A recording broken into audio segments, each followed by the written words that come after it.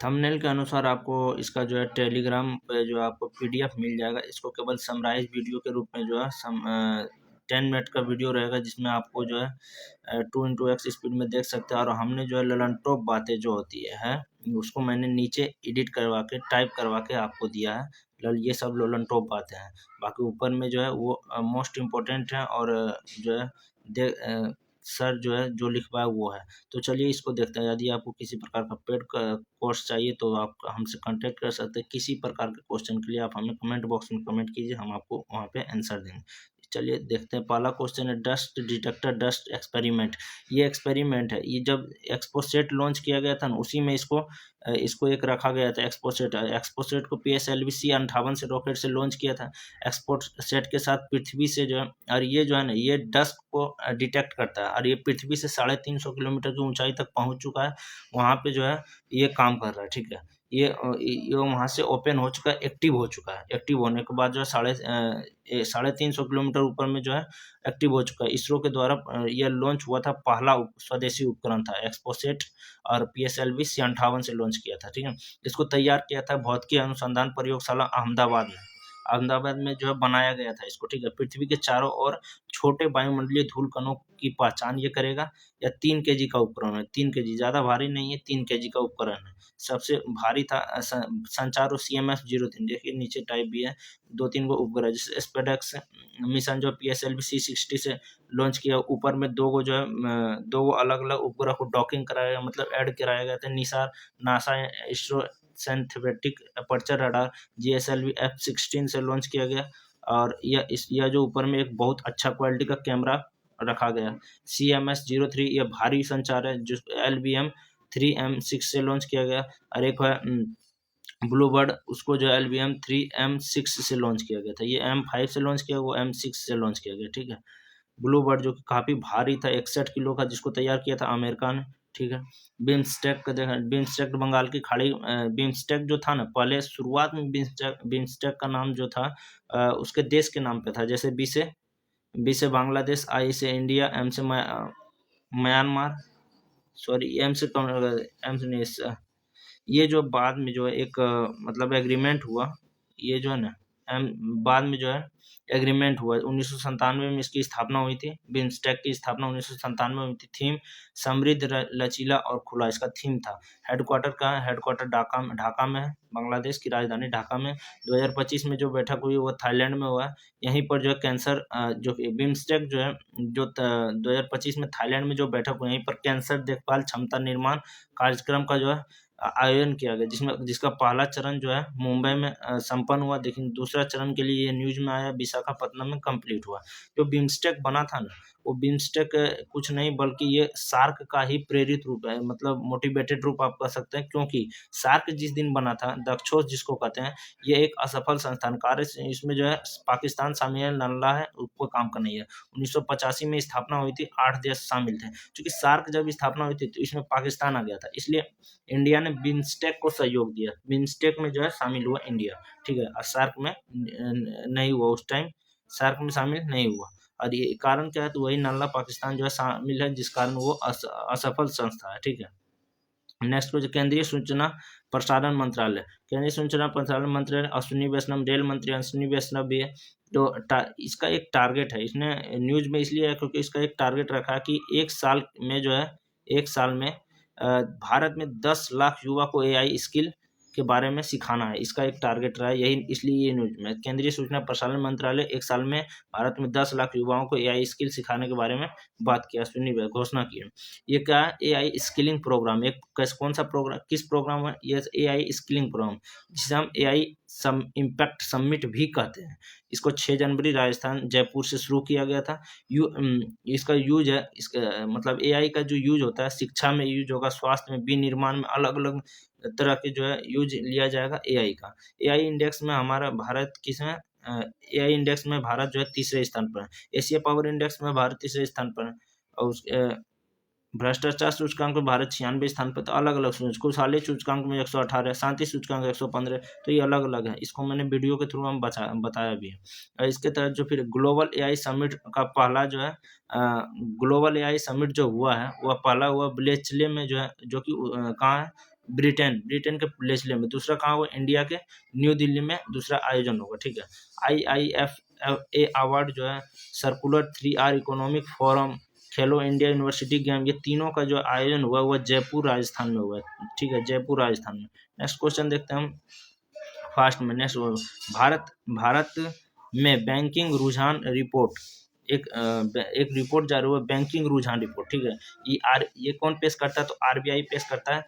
बैंकों का NPA पर चर्चा करता है। NPA मतलब नॉन परफॉर्मिंग असेट्स। ठीक है, नॉन परफॉर्मिंग असेट्स, जिसे हम हिंदी में गैर निष्पादन संपत्ति कहते हैं। इसके तहत जब बैंकिंग किसी को लोन देता है ना, या वो 30 दिन के बाद ये ब्याज जो चालू होता है, यदि वो 30 दिन में ब्याज नहीं दिया, 60 दिन में नहीं दिया, 90 दिन में भी नहीं दिया, तो 90 दिन के बाद जो है उसको ये NPA घोषित कर दिया जाता है। 90 दिनों में ये NPA घोषित कर दिया जाता है। यदि वो नहीं दिया तो 90 दिनों तक ब्याज या मूलधन प्राप्त ना हो तो उसे NPA उस धारक को घोषित कर देता है।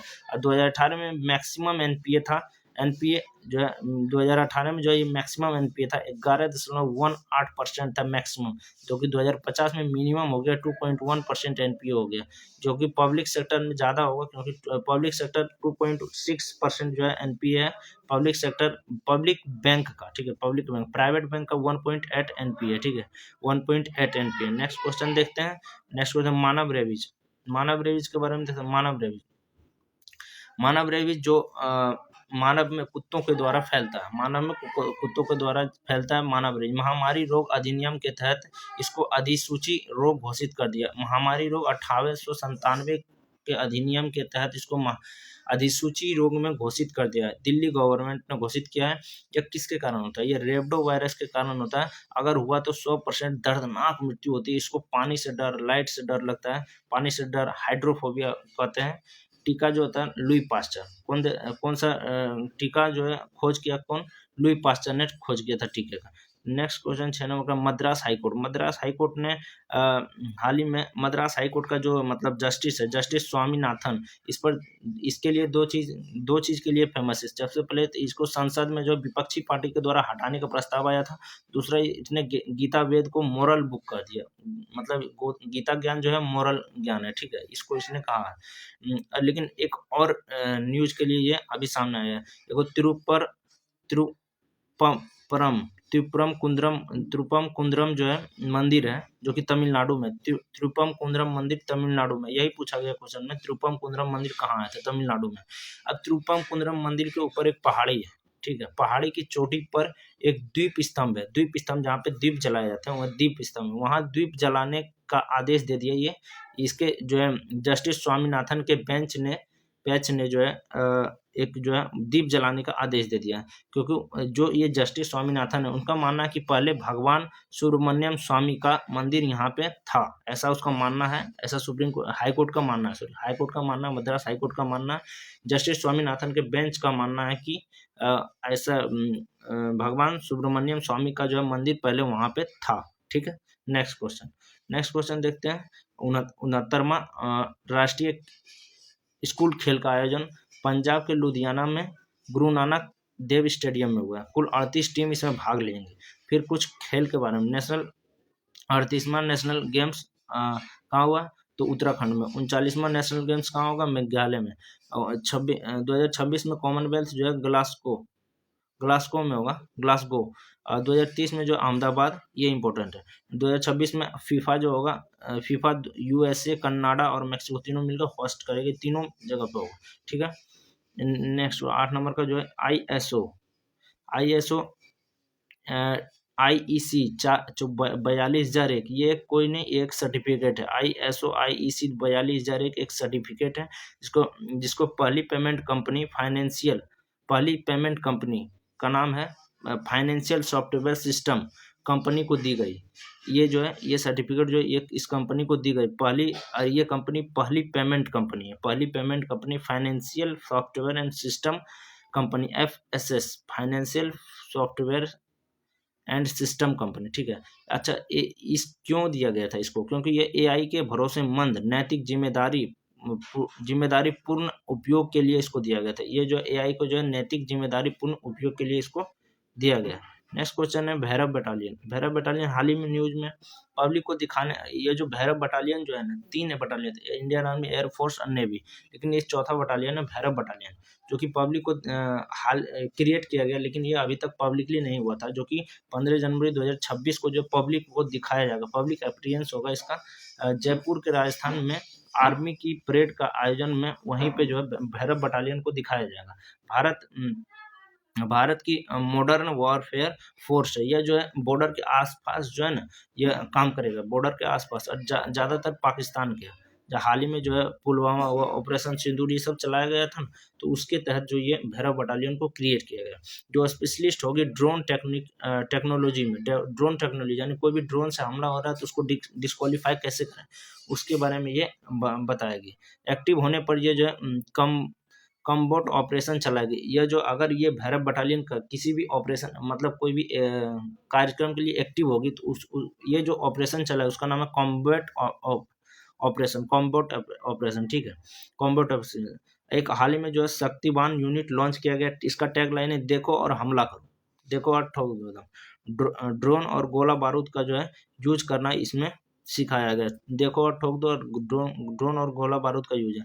लास्ट क्वेश्चन है, यूएनओ के एक संस्था है, यूएनओ की एक संस्था है food and agriculture organisation, food and agriculture, जिसकी स्थापना 16 अक्टूबर 1945 हेडक्वार्टर का है रोम, इटली में, ठीक है।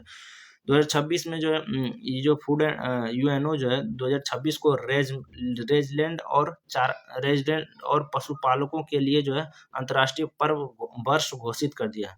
जो रेजलैंड मतलब होता है चारागाह, चारागाह होता है, ठीक है। अच्छा, ये जो 2026 को जो वर्ष घोषित किया है रेजलैंड और पशुओं के लिए अंतर्राष्ट्रीय वर्ष जो है घोषित का है। इसको घोषित करने में जो पहल चालू, इसकी अगुवाई जो मंगोलिया किया था, ठीक है। मंगोलिया की कैपिटल उलन बटोर, और मंगोलिया और इंडिया के बीच जो एक्सरसाइज होता है, अभ्यास होता है, नॉर्डिक एलिफेंट मतलब अभ्यास होता है, नॉर्डिक एलिफेंट अभ्यास इंडिया मंगोलिया के बीच हुआ। अब 2026 को अलग अलग लोगों ने 2026 को कौन कौन सा वर्ष घोषित किया, अंतर्राष्ट्रीय महिला किसान वर्ष जो है 2026 को, सतत विकास वर्ष जो है 2026 को घोषित, 2025 को कौन सा वर्ष घोषित किया, क्वांटम तकनीक वर्ष, शांति विकास वर्ष, सहकारिता का वर्ष, ये तीनों जो है 2025 को जो है घोषित किया गया, ठीक है। ठीक है, कैसा लगा वीडियो जरूर बताएं, और ऐसे हमारे नोट्स पाने के लिए टेलीग्राम से जरूर जुड़े। Thank you, thanks for watching, और एक कमेंट जरूर करें।